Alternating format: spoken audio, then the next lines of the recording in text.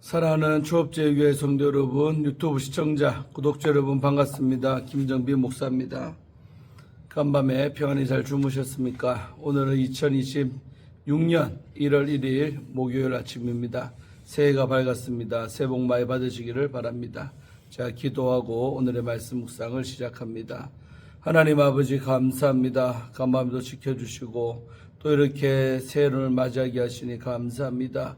오늘도 주어진 이 하루도 주의 뜻대로 또 올 한해도 주의 뜻대로 살아갈 수 있는 저희들 다 되게 하여 주시고 성령 하나님만을 의지하오니 주께서 그렇게 살게 하실 줄로 믿습니다.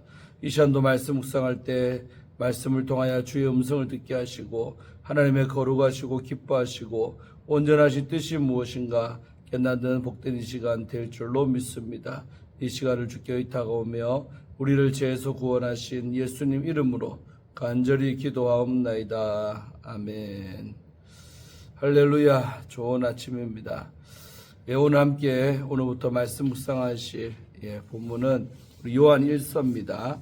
요수아는 이제 끝났고 요한 1서 1장부터 합니다. 오늘 1장 1절부터 10절의 말씀입니다. 우리 개역 개정판으로 우리 한 번만 함께 읽도록 하겠습니다.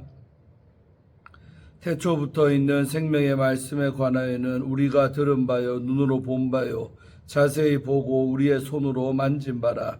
이 생명이 나타나신 바 된지라. 이 영원한 생명을 우리가 보았고 증언하여 너희에게 전하노니 이는 아버지와 함께 계시다가 우리에게 나타나신 바 된 이시니라. 우리가 보고 들은 바를 너희에게도 전함은 너희로 우리와 사귐이 있게 하려 함이니 우리의 사귐은 아버지와 그의 아들 예수 그리스도와 더불어 누림이라. 우리가 이것을 쓰면 우리의 기쁨이 충만하게 하려 함이라. 우리가 그에게서 듣고 너에게 전하는 소식은 이것이니 곧 하나님은 빛이시라. 그에게는 어둠이 조금도 없으시다는 것이니라.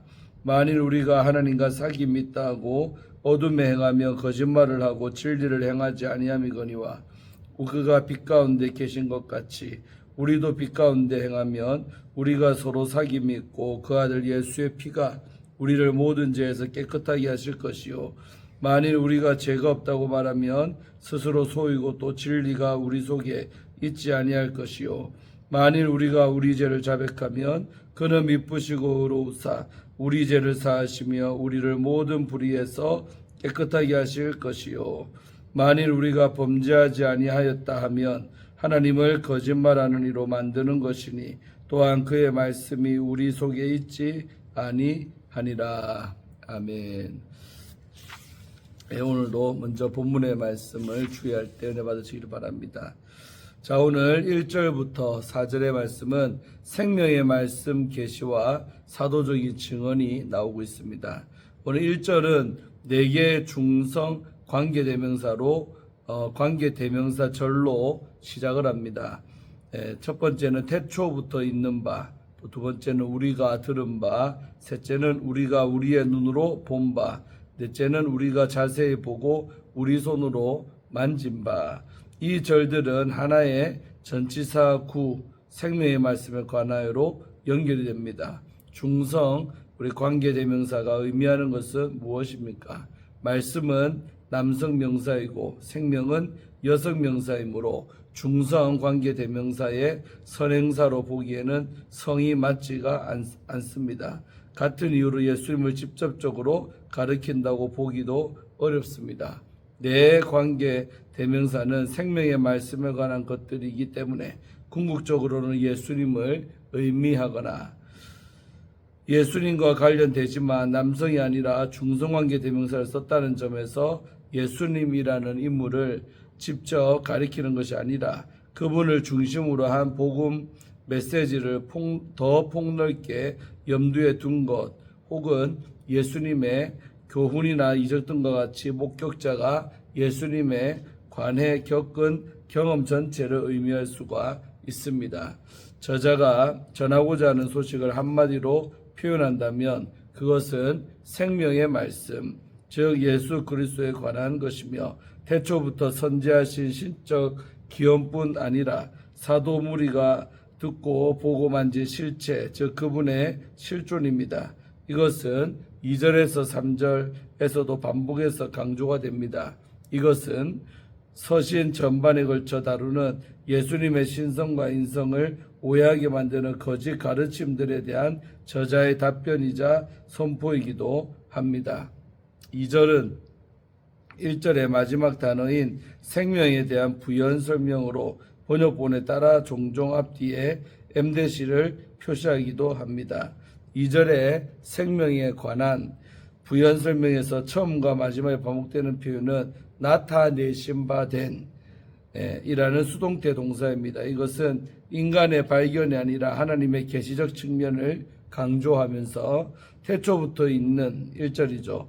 아버지와 함께 계시다가 2절 라는 표현과 함께 요한복음의 서원 부분을 연상을 시킵니다. 요한복음과 마찬가지로 요한 1서 서원 부분에서도 예수님은 생명, 말씀, 빛으로 표현되며 그분의 신성뿐 아니라 인성을 균형 있게 강조합니다.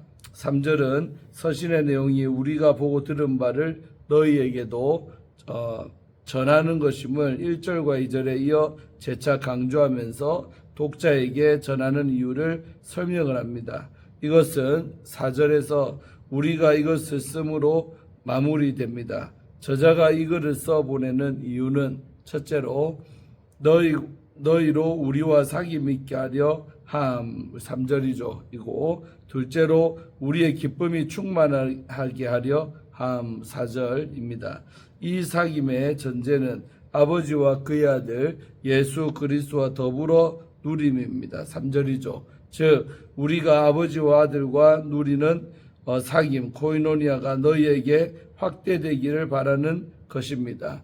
이 사귐은 단순한 교제를 뛰어넘어 공동 관심사와 공통 목적을 기초로 긴밀한 관계를 맺고 교제하는 것을 의미합니다. 4절에서 충만하게 하려는 것이 우리의 기쁨인지 너희의 기쁨인지 번역에 따라 차이가 있습니다. 그래서 신학자 우리 매치거는 필사가들이 우리의를 너희로 바꾸어 쓸 것이라고 봅니다. 저자의 기쁨은 독자들과 사귐을 함께 나누지 않는 한 완전할 수 없기 때문입니다. 즉 우리의 기쁨이 충만하게 하려 하면은 너희의 기쁨이 충만하게 되는 것이 포함 전제가 되며 이 기쁨은 공동체적 교제의 완성으로 나타나는 영적인 기쁨입니다. 다음으로 우리 5절부터 10절의 말씀은 빛 가운데 행하라는 말씀이 나오죠. 5절에 우리가 그에게서 듣고 너희에게서 전하는 소식이란 사도적인 전승을 가리킵니다. 5절에서 10절은 하나님은 빛이시라는 주제 선언을 중심으로 5개의 우리 애한 조건문이 3개의 그룹 6절과 7절, 8절과 9절, 또 10절로 이렇게 나뉘어 대조적 점층적으로 전개가 됩니다.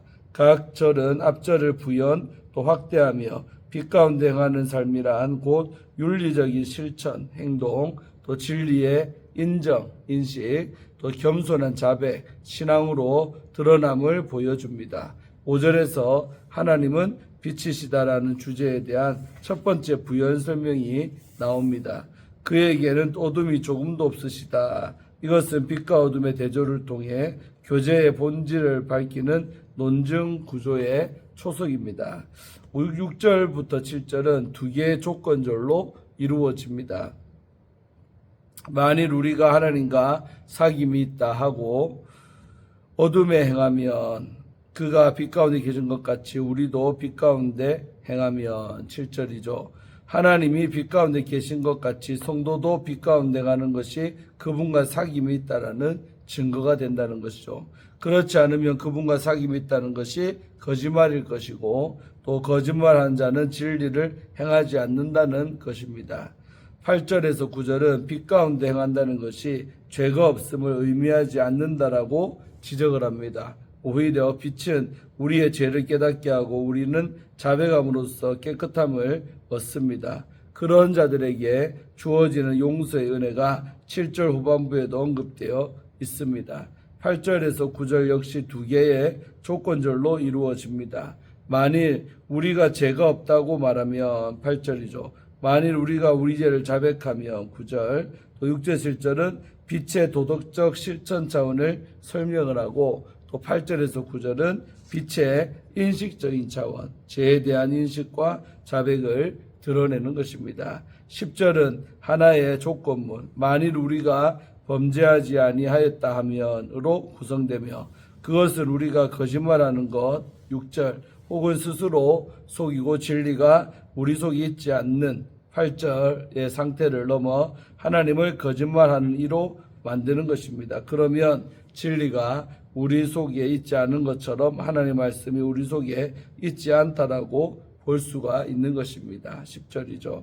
8절에서 9절이 인간의 죄성을 부정하는 태도를 경고하는 것이라면 10절은 죄의 행위 자체를 부정하는 오만을 경고합니다. 요한은 참된 신앙이 죄를 부정하는 데 있지 않고 끊임없는 자백과 은혜에 의존하는 과정 속에서 하나님과 교제를 지속하는 데 있음을 강조합니다. 아멘. 네, 우리 이어서 빛 가운데 사는 삶이라는 제목으로 함께 말씀을 묵상하기를 원합니다. 우리나라에서 여름 휴가지로 많은 사람이 즐겨 찾는 곳 중 하나가 바로 저 강원도의 속초입니다. 한 번은 속초시가 야간 방문객들의 편의를 위해 속초 해수욕장 근처에 있는 축구장의 조명을 환하게 켜두었습니다. 그런데 예상치 못한 효과가 나타났습니다.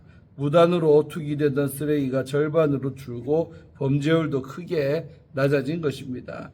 한 심리학 교수는 이렇게 설명을 했습니다. 불이 켜지면 자신의 정체성이 드러나 비도덕적 행동을 삼가게 되고 어두우면 정체성이 감추어져 눈치 보지 않고 잘못을 저지를 수가 있다.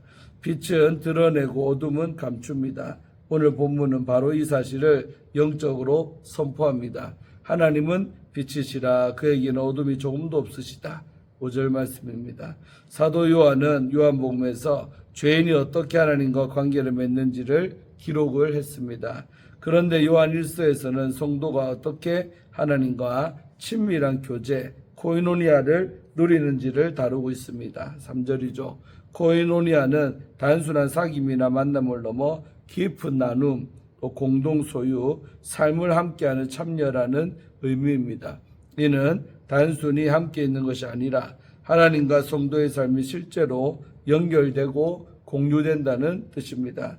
요한복음이 영생에 들어가는 길을 보여준다면 요한 1서는 하나님과 사귐을 통해 그 영생을 풍성히 경험하는 길을 보여줍니다. 즉 요한복음은 회심, 또 요한 1서는 친밀함에 관한 말씀입니다. 요한은 태초부터 있는 생명 곧 예수 그리스도를 직접 보고 듣고 손으로 만졌다라고 1절에서 증언하고 있습니다. 그는 간접 정보를 전하는 것이 아니라 실제 경험을 전하는 것입니다. 그리고 이렇게 증언하는 이유는 하나님과 교제하고 그 기쁨을 충만하게 누리게 하려는 것입니다. 법적으로는 이미 의롭다 하심을 얻었지만 실제 삶 속에서 하나님과 친밀히 동행하지 못하는 성도들이 의외로 많습니다. 마치 부부가 혼인관계를 맺었어도 서로 교제를 나누지 못하면 외롭듯 신앙도 관계의 깊이가 중요한 것입니다. 그렇다면 하나님과의 친밀한 교제를 막는 것은 무엇일까요? 바로 곧 어둠 곧 죄입니다. 하나님은 빛이시며 그 안에는 어둠이 전혀 없습니다. 그러므로 하나님과 사귄다고 하면서 죄 가운데 행한다면 그것은 자기 기만이며 거짓말입니다. 그러나 빛 가운데 행하면 주님과의 진정한 교제가 열리고 예수님의 보혈이 모든 죄에서 우리를 깨끗하게 합니다. 요한은 여기서 중요한 원리를 가르칩니다. 신앙의 진실성은 입술의 고백이 아니라 빛 가운데 행하는 실제 삶에서 드러난다는 것이죠. 문제는 우리가 죄를 쉽게 부인하는 데 있습니다. 이에 요한은 단호히 말합니다. 만일 우리가 죄가 없다고 말하면 스스로 속이고 진리가 우리 속에 있지 않은 것입니다. 8절이죠. 성도의 참된 모습은 완벽한 척 하는데 있지 않고 부족함을 하나님 앞에 정직하게 드러내는 데 있습니다.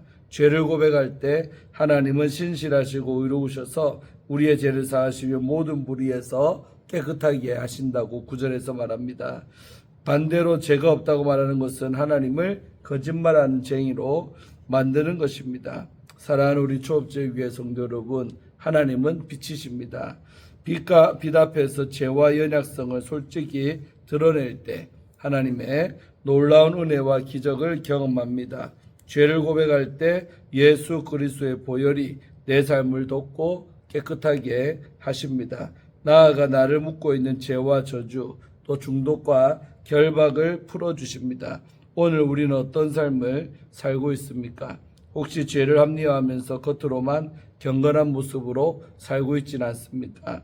혹은 하나님과 친밀한 교제를 누리지 못하고 있지는 않습니까? 하나님은 우리를 빛의 자리로 초청을 하십니다. 그분과 교제할 때 세상이 줄 수 없는 참된 기쁨과 평안을 누리게 됩니다. 오늘 하루 죄를 감추지 말고 빛 앞에 드러내십시오. 주님 앞에 숨김없이 고백하고 그분의 보혈에 의지하시기 바랍니다. 그때 하나님과 친밀히 동행하는 참된 기쁨을 누릴 수 있을 것입니다. 아멘. 우리 조태성 목사님이 쓴 위로, 성도가 살아가는 힘이라는 책에서 한 부분입니다. 읽어드리겠습니다. 한때 저는 영적으로 깊은 침체를 겪은 적이 있습니다. 이렇게 설교하고 기도하고 목회하는 것이 도대체 무슨 의미가 있을까? 하나님은 나를 왜 여기로 보내셨을까? 이 교회에서 내 역할은 뭘까? 이런 고민을 했습니다. 그때 한 통의 문자를 받았습니다. 목사님, 귀한 말씀으로 깨닫게 하시고 위로해 주시고 은혜 받게 해주셔서 감사합니다. 여기까지는 덤덤하게 읽었습니다. 그런데 이어지는 한 문장이 제 마음을 울렸습니다. 목사님이 우리 목사님이어서 너무 감사합니다. 그 순간 저는 조용히 기도했습니다. 하나님, 이 한 성도를 위해서라도 제가 우리 교회에서 별이 되겠습니다. 스타가 되겠다는 말이 아닙니다. 빛을 잃지 않겠다는 말입니다. 하나님이 주시는 은혜의 빛, 말씀의 빛, 또 사랑의 빛을 잃지 않겠습니다. 그래서 제가 있는 곳이 너무 어둡지 않도록 만들겠습니다. 우리가 믿음의 선배로서 다음 세대에게 해줄 수 있는 것은 무엇이겠습니까? 힘겹고 어려운 시대에 신앙인으로 사는 것이 어떤 의미인지 보여주는 것이 아닐까요? 그저 말로 설명하기보다 빛을 지닌 채 어두운 곳에서 살아가는 삶 자체를 보여주는 것, 그것이 우리의 삶일지 모릅니다. 지금 서 계신 자리가 외롭습니까? 깜깜해서 갈 바를 알지 못하겠습니까? 저는 여러분의 밤이 속히 끝나고 밝은 대낮이 오기를 바랍니다. 그러나 빛이 길어진다 해도 부디 그 자리를 지켜 주십시오. 그 자리에서 별이 되어 주십시오. 어렵기 때문에 주님이 그 자리에 별을 두신 것입니다. 당신이 바로 하나님의 별입니다. 별처럼 빛나게 될 그대를 응원합니다. 아멘. 아주 은혜로운 아주 좋은 글입니다. 제가 기도하고 오늘 말씀 묵상을 마칩니다. 하나님 아버지 감사합니다. 오늘부터 이렇게 요한일서 말씀을 묵상하는데 너무나도 말씀을 깨닫게 하시고 은혜 받게 하심에 감사합니다. 참으로 우리가 연약하다는 것을 스스로 알게 하셔서 참으로 빛 가운데 거하게 하시고 또 우리가 죄가 없다고 말하지 않는 죄들 되게 하셔서 또 죄를 빛이 임하면 죄가 드러나듯이 정말 빛 대신 예수가 우리 안에 계시기 때문에 더욱더 우리는 또 우리의 죄가 잘 드러납니다. 늘 회개하며 그렇게 주의 예수의 보혈의 피를 의지하며 살아가는 저희들 되게 하여 주시옵소서. 아버지 하나님, 별처럼 빛나는 사람 되기를 원하고 정체성이 흐려지지 않는 저희들 되기를 원합니다. 저희들을 통하여 많은 자들이 어둠에서 빛 가운데로 나아오는 일에 우리가 쓰임받도록 역사하시고 2026년도도 많은 영혼을 주께로 인도하는 저희들 되게 하여 주옵소서. 감사드리옵고 오늘도 주 안에서 복된 날 되게 하시옵소서. 예수님 이름으로 간절히 축복하며 기도하옵나이다. 아멘. 할렐루야. 오늘도 좋은 하루 되시기를 바랍니다. 내일 아침에 찾아뵙겠습니다. 샬롬.